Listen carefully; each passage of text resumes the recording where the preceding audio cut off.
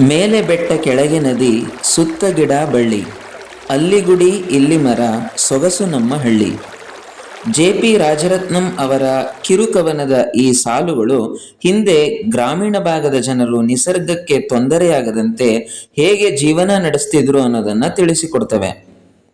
ಆಗ ಮುಗಿಲನ್ನು ಬಾಚಿ ತಬ್ಬಿಕೊಳ್ಳುತ್ತಿದ್ದ ಗುಡ್ಡಗಾಡುಗಳು ಗಣಿಗಾರಿಕೆಯಿಂದಾಗಿ ಇಂದು ಅವನತಿ ಹೊಂದುತ್ತಿವೆ.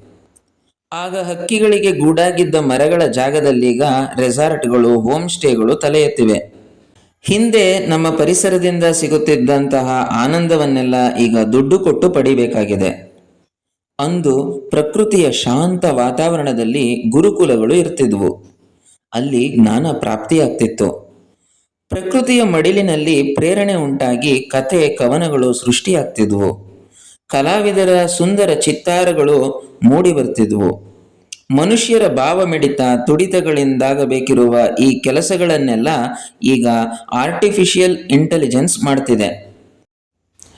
ಹೆಸರೇ ಹೇಳೋ ಹಾಗೆ ಈ ಆರ್ಟಿಫಿಷಿಯಲ್ ವಿಚಾರಗಳು ಮನುಷ್ಯನ ಕ್ರಿಯಾಶೀಲತೆ ಮತ್ತು ಆಲೋಚನಾ ಲಹರಿಗೆ ಸರಿಸಮಾನವಾಗಲಾರದು ಅನ್ನೋದು ನನ್ನ ಭಾವನೆ. ಅದೇನೇ ಇರಲಿ, ನಮ್ಮ ಕವಿಗಳು ಹೇಳಿರೋ ಹಾಗೆ ಪ್ರಕೃತಿಯೊಂದಿಗೆ ಬೆರೆತು ಬಾಳೋಕೆ ನನಗೆ ತುಂಬ ಇಷ್ಟ. ಇಂತಹ ಪರಿಸರ ಪ್ರೇಮವುಳ್ಳ ಜೀವನ ಶೈಲಿಯೇ ನನ್ನಿಂದ ವೃಕ್ಷ ಪರಿಚಯ ಅನ್ನೋ ವಿಡಿಯೋಗಳನ್ನು ಮಾಡಿಸ್ತಿದೆ.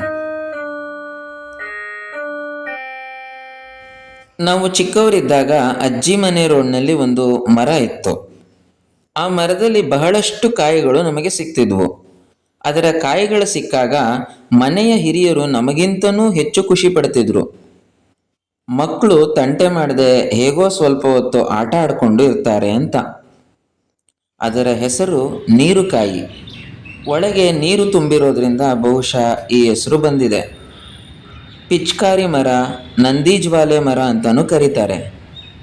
ಕಿತ್ತಳೆ ಬಣ್ಣದ ಹೂವುಗಳು ನೀರು ತುಂಬಿದ ಹಸಿರು ಕಾಯಿಗಳಾಗಿ ತದನಂತರ ದೋಣಿಯಾಕಾರದ ಒಣ ಕಾಯಿಗಳಂತೆ ಮಾರ್ಪಾಡು ಹೊಂದುತ್ತವೆ. ನೋಡಿ, ಇದೇನೆ ನೀರ್ಕಾಯಿ ಮರ.